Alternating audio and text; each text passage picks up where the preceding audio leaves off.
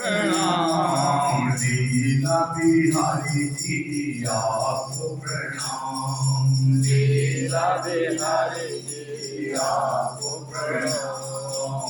हे मेरे ठाकुर हे मेरे राम। हे मेरे ठाकुर हे मेरे राम। हे मेरे सर्वस्व हे मेरे राम। हे मेरे सर्वस्व हे मेरे राम। नित्य जपूं प्रभु आपका नाम। नित्य जपूं प्रभु आपका नाम। हम छूटे नहीं प्रभु राम का नाम। छूटे नहीं प्रभु आपका नाम। नित्य निरंजन बिन विश्राम। नित्य निरंजन राम राम राम राम राम राम राम राम राम राम राम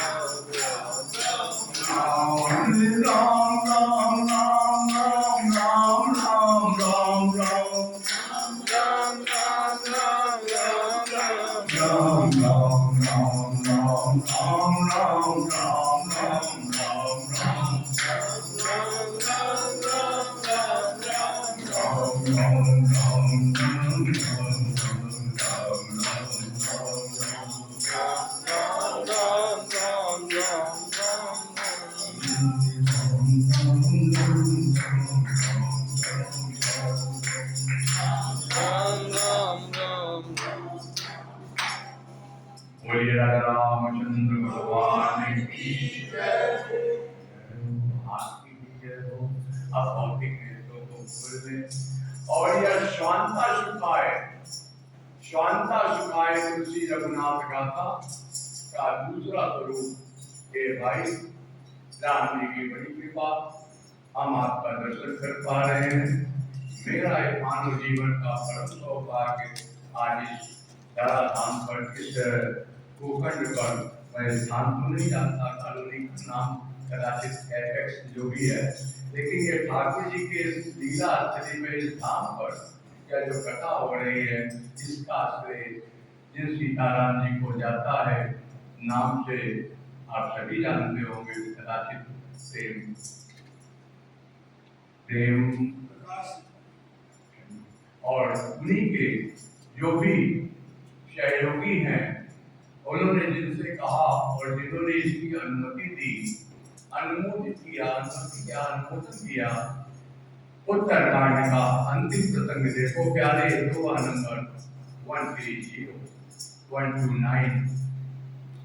आप राम जी की लीला का उच्चारण कर पाए या न कर पाए, आप सुन पाए या न सुन पाए, बाबा तुलसी कहते हैं ये भाई कह नहीं सकते नो प्रॉब्लम, सुन सकते हो, आदि सुन भी नहीं सकते तो क्या महाराज अप्रूव कर दो, अनुमोदन कर दो। सुनगी अनुमोदन इस भगवान की किसी भी चरित्रों का कोई भी गुणगान विद्या चतुष्ट आपको पता है, अच्छी बात है, नहीं पता है तो एक निवेदन करना चाहूंगा। आज की तारीख में अब मैं अपने भौतिक नेत्रों को खोल रहा हूँ और आप तो खोले बैठे ही हैं, मैं वंदन करता हूँ, प्रश्न करता हूँ, आज की तारीख में कौन कौन रामचरितमानस का पाठ करके आया? मैं भी तो दर्शन कर एक मैया तो अच्छा इधर देवता, अच्छा अगर कल से करके आओगे तो मेरा 100 ग्राम दूर बढ़ जाएगा, ठीक है ना? तो देखना है कौन बढ़ाता कौन घटाता। अच्छा कौन कौन राम राम लिख के आया आज की तारीख में? हाँ वंदन।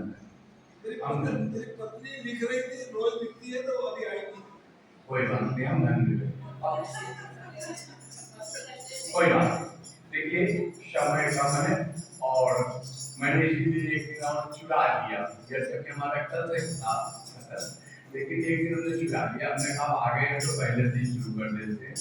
हम मानस के मूल 84 प्रसंगों पर करते हैं, दोहा नंबर 64 से लेकर के दोहा नंबर 67 68 तक मानस के उत्तरकांड में मानस के 4 वक्ता और 4 श्लोका में भक्ति उपासना के घाट पर बैठ के काकुशनी जी गरुड़ जी को कथा सुना रहे हैं। और मैं आपको यहाँ तो फिर भी ज्यादा, बहुत ज्यादा, और मैं निवेदन करूं, 4 श्रोता है, 4 ही वक्ता है। हे भाई, किसी भी कथा में फिर से कह रहा हूँ, डिंडिम घोष करके कह रहा हूँ, हर कथा में इस बात को कहता हूँ, किसी भी वक्ता ने कोई डमडम टमटम नहीं बजाया।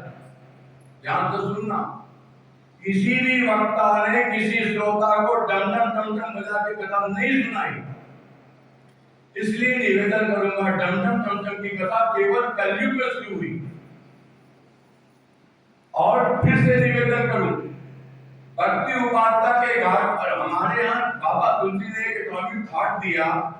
आप किसी भी कॉलेज के, किसी भी यूनिवर्सिटी के फेलियर हो, 3 मुख्य उपासना भक्ति के 3 व्यवस्था बताई।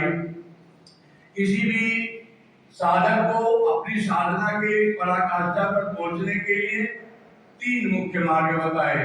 नंबर 1 कर्म कांड का घाट है, नंबर 2 भक्ति उपासना का है, और तीसरा ज्ञान घाट है।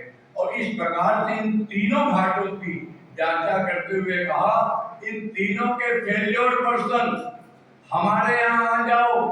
और बाबा तुलसी कहते हैं 2 नंबर 10 बालकांड। किसने कहते? कृपालु जी को सुना है, कृपालु जी को।